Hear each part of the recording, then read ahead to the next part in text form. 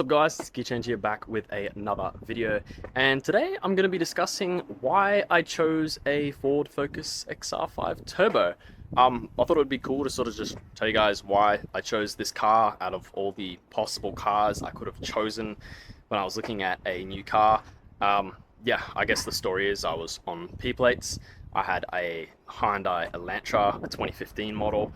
It wasn't too quick. It was very fuel efficient, which this obviously isn't. But yeah, I just wanted something with a bit more power, and something that was, I guess, fairly reliable, I guess, for a small car, and something that I knew could get me from A to B, you know, reliably, I guess, and in a timely manner. So yeah, I went with an XR5. At the time, I was looking at other cars. I was looking at a Nissan 350Z, or Z, however you want to say it. I was looking at a Subaru Impreza RS, naturally aspirated, not turbo, which wouldn't have been too fun, to be honest. Would have been loud, but slow.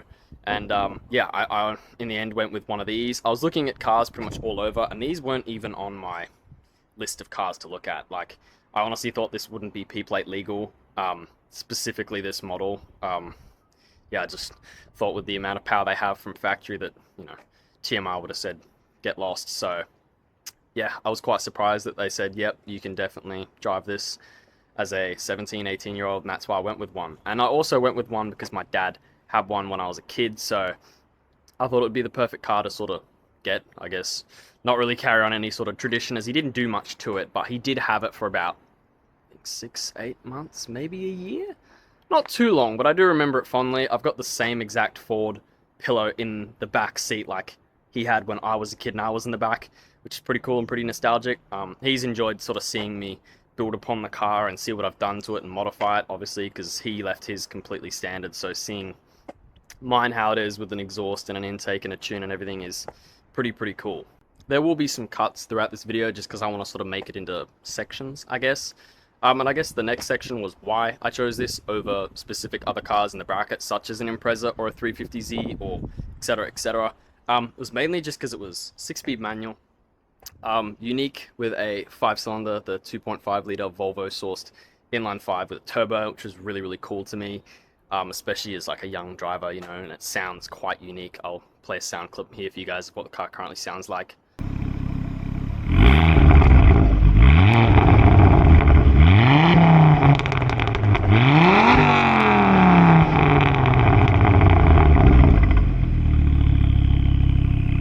So yeah, as you guys heard, that's what the car sounds like. It's pretty good, and the intake's pretty awesome as well, so I'll let you guys hear that.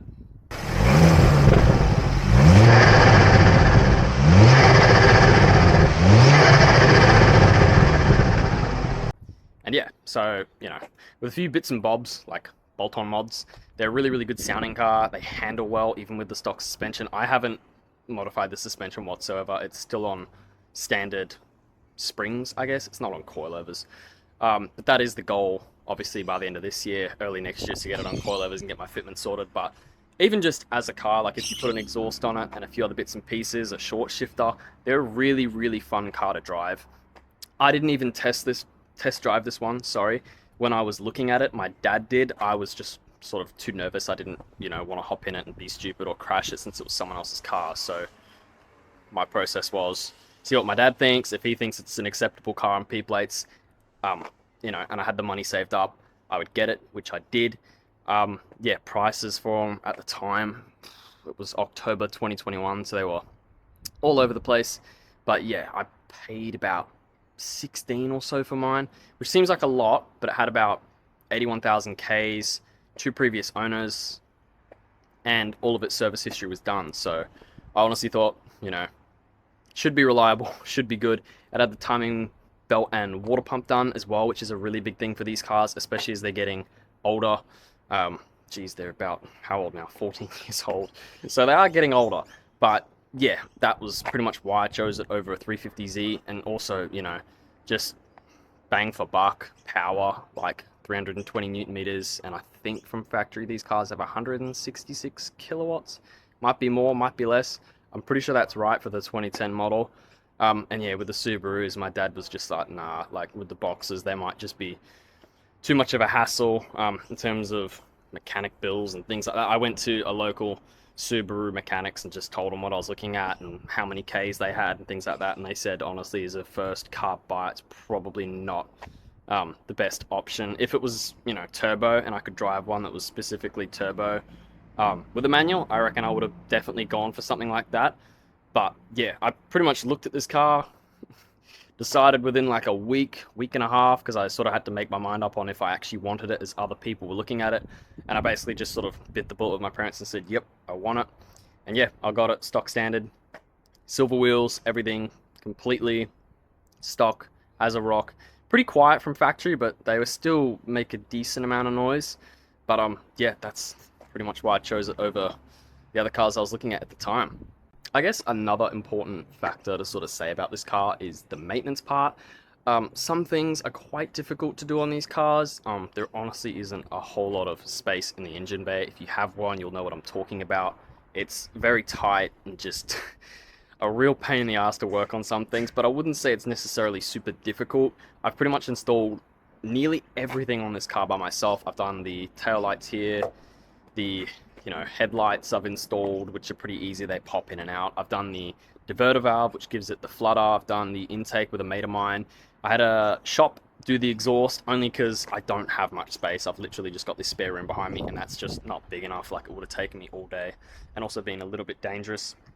So yeah, but the body kit, everything else, the wheels got painted by a shop and so did the brakes, but everything else, like the steering wheel, interior parts, obviously it tunes pretty easy, you just plug in a handset. But yeah, so I've done everything on it myself. Like, it makes it pretty easy, you know, if you're a young kid driver, sort of 18-year-old P-plater, and you want to learn how to do stuff, I'd say they're a pretty good car to learn how to do it on, as long as you're sort of safe, you follow instructions and you're not silly. Like, they're pretty easy. But yeah, modifications wise, maintenance, I've had the gearbox oil changed by a shop, and all the engine oil changes I do by myself here at home, so it makes it pretty easy. It's a very easy task to do. I have a video on the channel showing how to do it. They're pretty straightforward.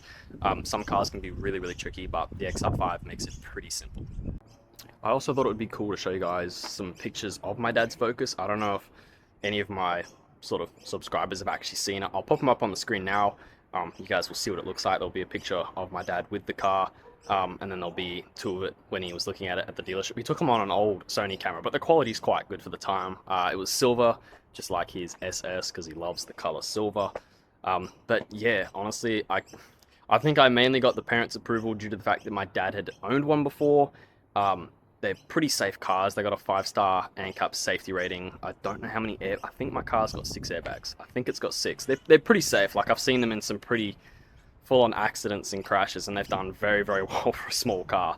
And yeah, I've had not too many troubles with reliability. I've installed a new fuel pressure rail sensor. I've had to do a brake vacuum line that I had to replace, and a few other bits and pieces that are sort of small, but nothing major. It can all vary car to car, especially with these things, depending on how they're maintained, who looks after them, where you get them serviced, things like that. Like, I guess it is a little bit luck of the draw. Same with the liners in them. Like, some people crack liners without tuning. Some people crack it as soon as they do tune it. Some people crack it without a crackle map, and others crack it with a crackle map.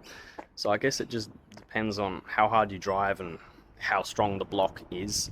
I haven't had a block mod done on this yet, but I will be getting it done soon, especially as I get up to 100,000 Ks and things like that. But yeah, I just thought it'd be cool to tell you guys why I chose this car, why I love it so much. And you know, it's pretty obvious, the sound, the way it handles, the way it drives, and it's just a good looking car. Like, for a 2010s hatchback, and how much they cost and what you can do to them, I think they look really nice. A lot of people don't like them, especially compared to Golfs or i30Ns and things like that, but I think the unique factor is that 5-cylinder. Like, obviously you get that out of an Audi RS3, but you can't exactly pick up an Audi RS3 for $16,000.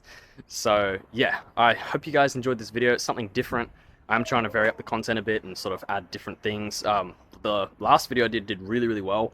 Had a few new subscribers from that, so if you guys like that sort of content with voiceovers and captions and things, do let me know, because I'd be happy to make more.